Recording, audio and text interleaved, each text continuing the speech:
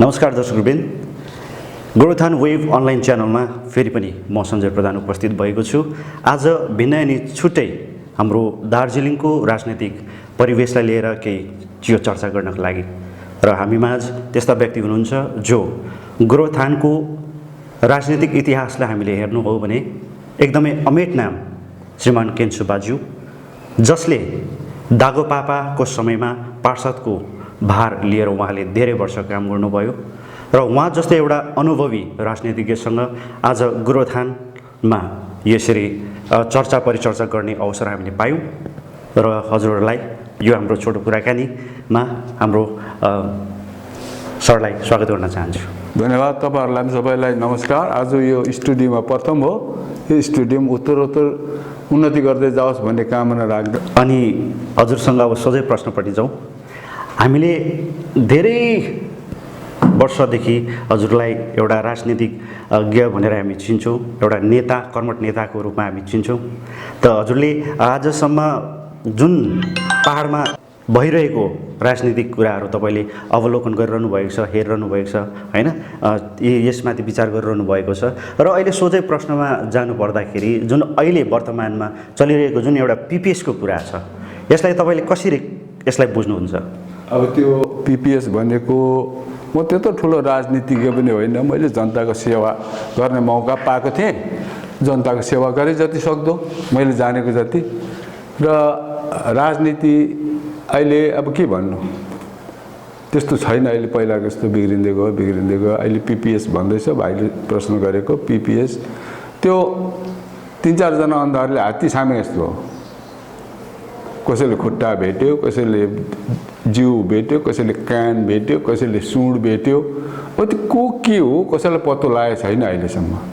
त्यो भन्ने मान्छेलाई पनि थाहा छैन होला पिपिएस कसले भनेको हो, त्यो कुन पार्टीले भनेको हो। अब यहाँ एकदमै प्रश्न रहेको छ। अब बङ्गालबाट पनि ममता ब्यानर्जीले पनि पिपिएस दिन्छु, अनि अहिले केन्द्रबाट पनि पिपिएस भनेर जुन एउटा आफ्नो एजेन्डामा अगाडि लगाइसक्नु भएको छ हैन, र यहाँ जनता भुलिरहेको अवस्था छ। अब जनतालाई त जे बिचारा, जनतालाई त जे भने त्यही मान्छ नि त। मान्ने जनता हो, यो पहाडको सोझो जनता हो। अब केन्द्रले पनि चाह्यो भने उनीहरूकोमा तागत छ, दिन सक्छ। जे पनि गोर्खाल्यान्ड पनि दिन सक्छ, गोर्खाल्यान्ड पनि दिन सक्छ। राज्यलाई सोध्नु पर्दैन, त्यस्तो प्रावधान पनि छ, दिनु पर्दैन। र अब ममता दिदीले पनि पिपिएस दिन्छु भनेको उहाँले आफ्नो विचारले के भन्नुभएको छ, त्यो जिटिए नै लाइल पाउडर लाएर दिने हो कि? प्रश्नै प्रश्न छ। अब तर यो के अरे सेन्ट्रलले मन बनाएको छ जस्तो लागेन मलाई। यदि मन बनाएको भए त्रिपेक्षाबाट यो कुनै ठुलो कुरा होइन। अलिअलि गर्दैछ, त्यस्तो एकदमै नगर्ने महिना जस्तो हाम्रो आसाममा गोरुचरण राख्नेहरू 1800-1700देखि बसेकोहरूलाई त्यहाँको आदिम निवासी हो भनेर उनीहरूले घोषणा गर्यो। गोर्खा हो यिनीहरू, नेपालको होइन भनेर घोषणा गरिदियो। त्यो एउटा ठुलो कुरा हो, त्यो एउटा ठुलो कुरा गर्यो। र आसामकोहरूलाई धेरै नै चैतमा झिन्झिरीबाट पानी हाले जस्तो भयो आसामको गोर्खाहरूलाई। र यो अहिले हाम्रो पहाडको राजनीति त -1 छ जस्तो लाग्छ हौ मलाई त। म त त्यस्तो पोलिटिसियन त होइन, तर यो प्रत्येक पोलिटिकल पार्टीहरूको राजनीतिक मुद्दा चाहिँ के हो? हजुर, के हो मुद्दा चाहिँ? अब कसैले भन्छ अनि वार्ता गरेर ल्याउनुपर्छ, हामीले चाहे गोर्खाल्यान्ड ल्याउनुपर्छ भन्छ कसैले। अब नाम त नभनौँ, तर रिभोल्ट नगरिकन, विद्रोह नगरिकन यो देशमा कसले चाहिँ न्याय पाएको छ? एउटा उदाहरण देखाओस् त। नाथे भाषा माग्दाखेरि मान्छे मर्नु पर्यो हो कि होइन? कृष्ण सुब्बा मरेको हो भाषा माग्दा भने हामीले गोर्खाल्यान्ड माग्दैछौँ, रिभोल्ट त गर्नुपर्छ मेरो विचारमा। त के यो विचारलाई हेर्दाखेरि रिभोल्ट हुनुपर्छ भन्ने हजुरको विचार छ भने के त्यसमा आन्दोलन गरिरहनु पर्ने या चलिरहनु पर्ने? चलिरहनु पर्ने। जबसम्म हामीले 86 गल्ती भएको छ। म पनि थिएँ आन्दोलन 86 मा हामीले आन्दोलन नरोक्नु पर्ने थियो, त्यहाँ रोक्दै गल्ती भयो। सरकारले मौका पायो, केन्द्र सरकारले थिच्दै ल्यायो। अब हाम्रो नेता पनि बुढो भयो, नसक्ने भयो। अब अहिले त थिचेर यस्तो तल थिच्यो कि भइमै गाडियो भन्दा भयो नि। हजुर, त्यही पहिलाको जुन एउटा रिभोल्ट छ, जुन क्रान्ति छ, त्यही क्रान्तिको नै अचिभमेन्ट चाहिँ आज केन्द्र सरकारको जुन उयसमा परिरहेको छ कि एजेन्डामा चाहिँ परिरहेको छ कि पिपिएस दिन्छु भन्ने, यो सब हजुर यो सबै चाहिँ के कारण भन्दाखेरि चाहिँ पहिला रिभोल्ट भएको थियो होइन, र त्यसको नै प्रतिफल चाहिँ आज मेनिफेस्टोमा आएको छ अनि त्यो ठुलो उपलब्धि हो। तर के आज यहाँ दार्जिलिङको जति पनि पार्टीहरू अहिले रहेको छ उनीहरू अब हामी आन्दोलन होइन, अब शान्तिपट्टि जानुपर्छ भन्ने विचार भयो भने शान्ति त शान्ति नै गर्नुपर्छ। देशमा अराजकता त गर्नु भएन, तर आफूलाई न्याय भयो अन्याय भयो भने थप्पड कसैले लाउँदैछ भने चुप लागेर थाप्नु भएन, बङ्गाएर झरिन्छ दिनु त परेन। तिमीले मलाई थप्पड लायो भने म सके पनि नसके पनि बुढो भयो, म तिमीले एक घुसी हिर्काउँछु नि त। हामीलाई भुइँमा गाडिसक्यो, नबोल्नु, हामीलाई देऊ नभन्नु। देऊ भन्दा उग्र हुन्छ मान्छे, उग्र हुँदाखेरि त रिभोल्ट भइगयो त। र विश्वमा एउटा कुनै पनि यस्तो इतिहास छैन कि विद्रोह नगरिकन, रिभोल्ट नगरिकन न्याय पाएको।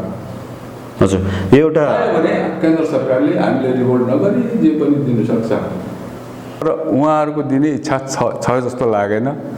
त्यो 11 जनजातिको मैले आज ल्याइनँ, त्यो बिर्सेछु। टिस्टाको विशाल राई टिस्टेले एउटा आरटिआई गरेको थियो, तिमीहरूले हेरेन होला बाहिरले। त्यहाँ के भनेको छ, तिमीहरूको 11वटा जनजाति चाहिँ हुन सक्दैन, कारण नेपालबाट इन्फ्लक्स, नेपालबाट धुरन्धर मान्छेहरू आएको छ। नेपालीको पोसाइले, यो नेपालको त्यो जुन चाहिँ ओपन बोर्डर छ, त्यो पोसाइले गर्दा इन्फ्लक्स इमिग्रेन्टहरूले गर्दाखेरि चाहिँ तिमीहरूको डिमान्ड चाहिँ टर्न डाउन भयो भनेको। अब मैले बुझेको टर्न डाउन भयो भने त सक्यो भनेको अङ्ग्रेजी, कि मैले अङ्ग्रेजी नजानेको हो कि भएपछि 11 जनजाति किन पुरा गर्नु। आरजिआईले टेस्ट जनरल अफ इन्डियाले भनिसकेपछि गभर्मेन्ट अफ इन्डियाले मान्नु पर्यो। भन्नुको मतलब तपाईँले झुटको राजनीति गरिरहेको छ। त्यसै परिप्रेक्ष्यमा प्रश्न गर्दाखेरि अहिले पनि त्रिपक्षीय वार्ता हुन्छ, अब यो अगस्त 12 तारिक नै हुनेवाला रहेको थियो, त्यो भएन। अब सेप्टेम्बर यो फर्स्ट र सेकेन्ड विकमै हुने कुराहरू रहेको छ। यो विषयमा तपाईँ त्यो भाइहरूले हावा मिठाई दिएछ, हावा मिठाई यत्रो फुलाएर यो बोक्छ नि, बेच्छ नि क्या सिन्डिकामा हालेर, यत्रो हुन्छ, स्वाप खायो भने यत्रो हुन्छ नि। त्यस्तै हो त्यो त्रिपक्षीय वार्ता भनेको। पहिला पनि भएको त्रिपक्षीय वार्ता भनेर जिटिएको रिभ्यू मिटिङ भयो। अब मैले देखेको चाहिँ यसपालि पनि त्यही हुन्छ, किनभने गभर्मेन्ट वेस्ट बेङ्गालकोबाट पोलिटिकल मान्छे आउँदैन। पोलिटिकल मान्छे आएन भने चाहिँ त्रिपक्षीय वार्ता भन्दैन त्यसलाई त अफिसियल टक भन्छ। सेक्रेटेरी होला गभर्मेन्ट अफ इन्डिया कुरा राख्नुलाई। पोलिटिकल लिडर जबसम्म आउँदैन तबसम्म त्रिपक्षीय वार्ता भएर एउटा कुनै सल्युसन निक्लिनु चाहिँ सक्दैन। त्यसै कारण मैले अघि भनेको सेन्ट्रलले मन बनायो भने एक्लै दिन सक्छ, के को वार्ता न सार्ता होइन। अब काश्मीर तिमीले भत्ताभुङ्गै पार्दाखेरि वार्ता गऱ्यो कसैसँग भएर काश्मीरमा एउटा चुक्ति छ, काश्मीरमा एउटा ट्रिटी छ, एग्रिमेन्ट छ राजा हरिसिंहसँग भएको। हरिसिंहको त्यो काश्मीरको आफ्नै संविधान, आफ्नै झन्डा, त्यस्तो चिज त तिमीले गभर्मेन्ट अफ इन्डियाले त्यस्तो चिज त तिमीले भताङ भुतुङ पार्यो भने हामीलाई त्यत्रो नै एउटा टाढो गोर्खाल्यान्ड दिनु के को भारी भएको छ। हजुर, यसै परिप्रेक्ष्यमा अर्को प्रश्न, अहिले हामीले देखिरहेका छौँ कि दार्जिलिङमा नयाँ पार्टी खोलिने कुराहरू पनि सुनिरहेका छौँ, अनि हामीले अहिले तेस्रो अध्यायको कुराहरू पनि सुनिरहेको छौँ। यो विषयमा तपाईँलाई के अब इस्यु बिनाको जतिवटा अध्याय खोल्दा पनि केही नापिँदैन। राजनीति टिक्छ भने इस्यु मुद्दामाथि टिक्छ। अब यो मुद्दा चाहिँ के छ, अन्त म त दोकान खोले जस्तो मात्रै लागेको छ। त्यो हुन्छ नि हौ, दोकान भन्छ, 3 तासीहरू भन्छ नि, यहाँ मधेसमा हुन्छ 3 तासी, भाइरल त देखेको छैन। एक बुङ तास गोजीमा बोक्यो, गम्चा काँधमा हाल्यो, आँपको फेदमा गयो, लग भने 3टा तास आफ्नै दलालहरू हुन्छ वरिपरि, तासमा लगायो उसले लगाएको पर्छ, अब हामीले लगायो भने गोजीको पैसा जम्मै लाउँदा पनि पर्दैन, मेरो गोजीको पैसा सकै भनेपछि गौँचा टकटक झार्यो, तास हाल्यो, गोजीमै चलिदियो। यो राजनीति होइन। म चाहिँ भन्छु यो राजनीति गरेको होइन, जातिको उत्थान गर्छु, यो माटोलाई म माटोको समस्यालाई फत्ते गर्छु भन्नेहरू एक हुनु पर्थ्यो नि त।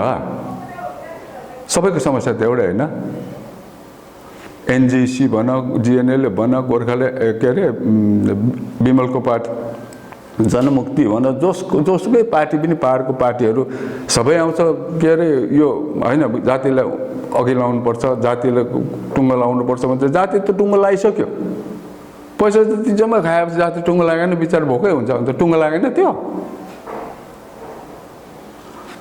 डेभलपमेन्टको आएको पैसाहरू जम्मै खाएर सकेर त्यो जाति त एउटा सम सेक्टरले मात्रै पैसा कमायो। पहाडको सर्वाङ्गीन विकास हुनुपर्ने थियो। अहिले जिटिएले के बनायो? जति पुलहरू हामीले बनायौँ त्यही पुलहरू मात्रै छ, जति बाटोहरू हामीले बनायौँ त्यही बाटोहरू मात्रै छ। बाटोहरू पनि जिटिएले 15-20 वटा पिडब्ल्युडीलाई ह्यान्डओभर गरिसक्यो। तिमीले गर्नु सक्दैनौ भने किन थापेको? तिम्रो आँट छैन भने जिटिए नराम्रो थिएन, गभर्मेन्ट अफ वेस्ट बेङ्गललाई दोष दिँदिनँ।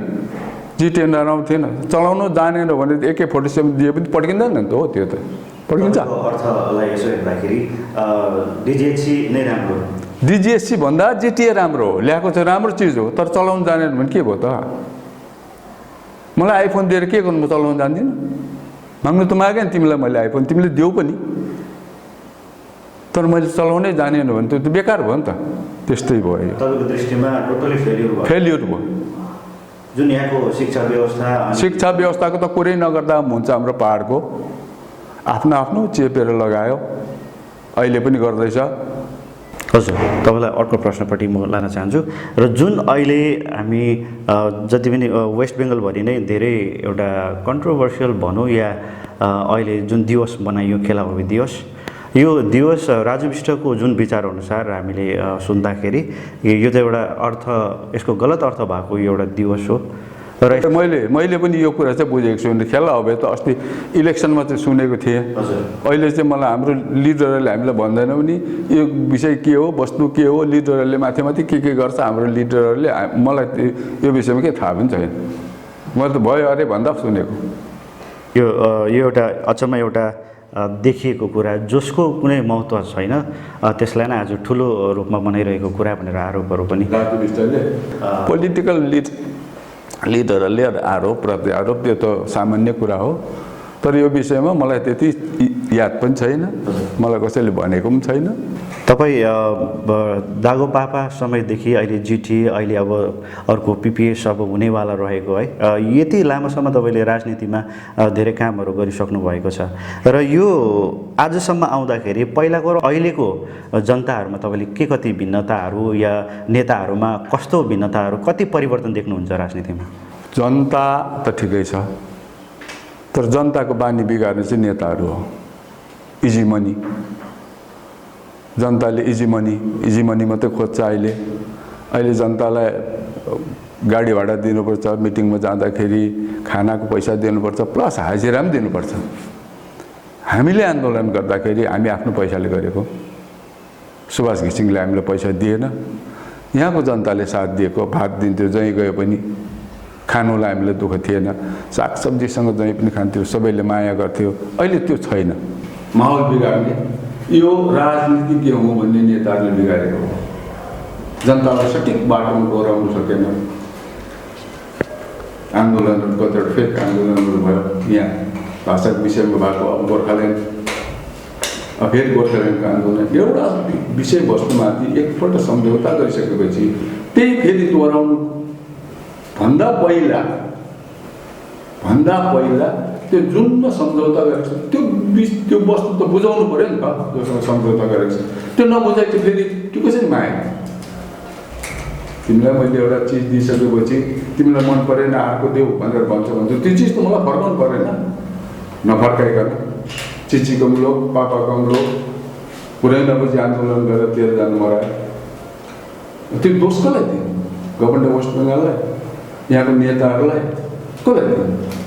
हाम्रो पालामा 80%ले मात्रै हामीले साथ दिएको थियो जनताले।